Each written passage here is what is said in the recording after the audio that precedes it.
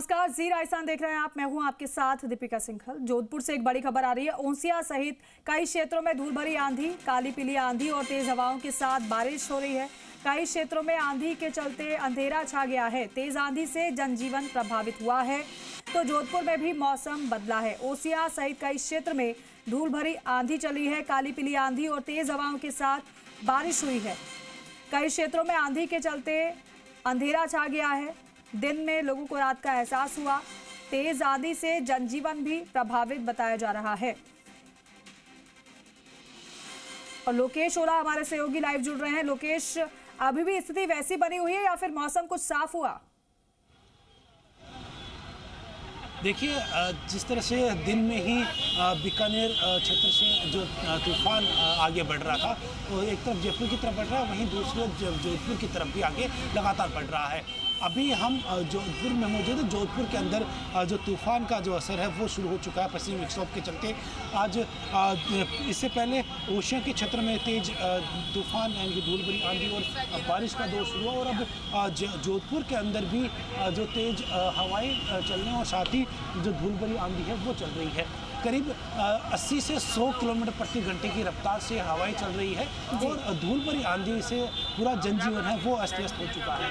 तस्वीरें आपने यहाँ देखी कि धूल का गुब्बार है वो अचानक जोधपुर शहर में पहुंचा है। जनजीवन अचानक से अस्त व्यस्त हुआ है और करीब 80 से 100 किलोमीटर प्रति घंटे की रफ्तार से हवाएं हैं वो चल रही है। ऐसे में धूल भरी आंधी से जो आमजन को काफ़ी परेशानी हो रही है। राहगीरों को सबसे अधिक समस्या हो रही है क्योंकि शाम का वक्त है, घर लौटने का वक्त है, और इसी समय जो आंधी का जो अलर्ट पहले से ही मौसम विभाग की ओर से दिया गया था, उसी के अनुसार जोधपुर शहर, जोधपुर के आसपास के क्षेत्रों में और लगातार पाली की ओर आगे बढ़ती जा रही है। तो ऐसे में पश्चिमी विक्षोभ का जो असर है, कल रात को भी तेज हवाओं के साथ बारिश का दौर शुरू हुआ था और एक बार फिर से जैसे जैसे तेज हवाएं चल रही है, पहले बादलों की आवाजाही शुरू हुई और उसी के साथ में दिन में जो तस्वीरें देखी थी कि बीकानेर में, चूरू में, झुंझुनू, नागौर, जो नागौर क्षेत्र में जो हवाएं चल रही थी, धूल का गुब्बार चल रहा था, वो अब धीरे धीरे लगातार दक्षिण की ओर बढ़ता जा रहा है। जोधपुर से अब नागौर की तरफ,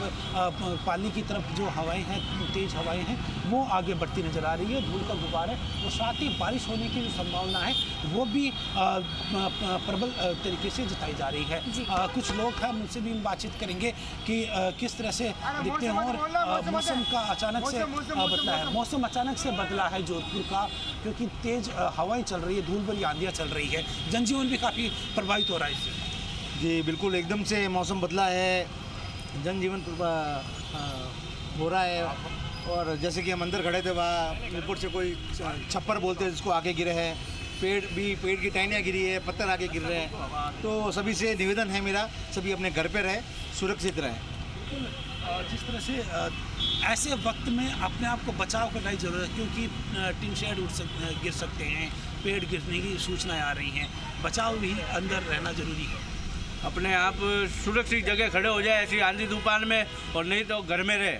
सबसे सुरक्षित जगह घर में है अपने आप।